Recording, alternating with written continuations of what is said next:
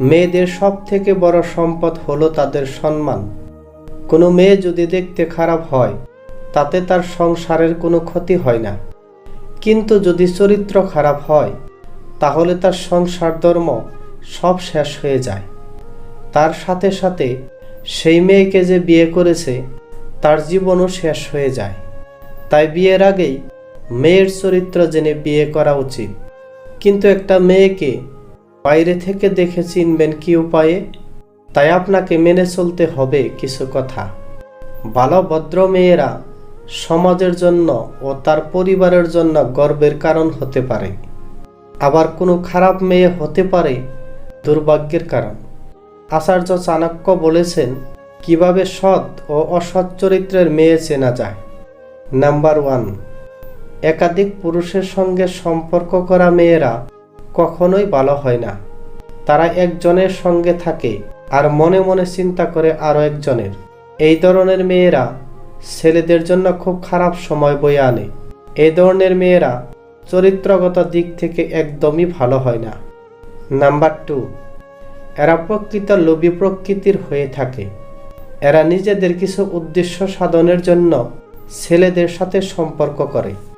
এদের জীবনে বন্ধু বান্ধব ও সঙ্গী অনেক থাকে, কিন্তু প্রকৃত বন্ধু কেউই থাকে না।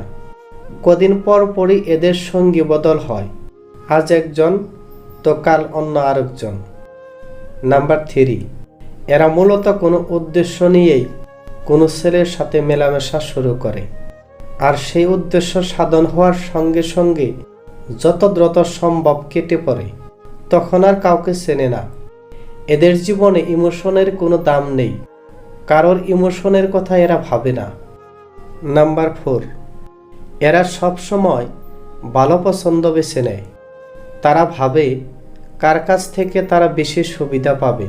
একজনের কাছ থেকে যদি ভালো কিছু না পায় তাহলে তারা অন্যজনের কাছে চলে যায়। এদের চোখের দৃষ্টি খুব নির্লজ্জ প্রকৃতির হয়।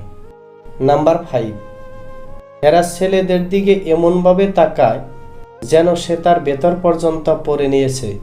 এরা পুরুষের জীবন সঙ্গী হিসেবে একদম ভালো হয় না। এরা যখন তখন যে কারোর প্রেমে পড়ে যায়। এরা অল্পতে খুশি হয় না। এদের চাহিদা দিন দিন বাড়তেই থাকে। নিজের চাহিদা পূরণের জন্য অনেক পুরুষের সঙ্গে এরা সম্পর্ক রাখে।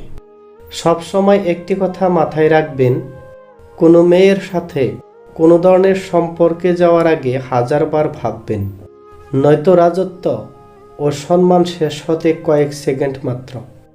ভিডিওটি যদি ভালো লাগে অবশ্যই আমাদের চ্যানেলটি সাবস্ক্রাইব করে পাশে থাকবেন। ধন্যবাদ।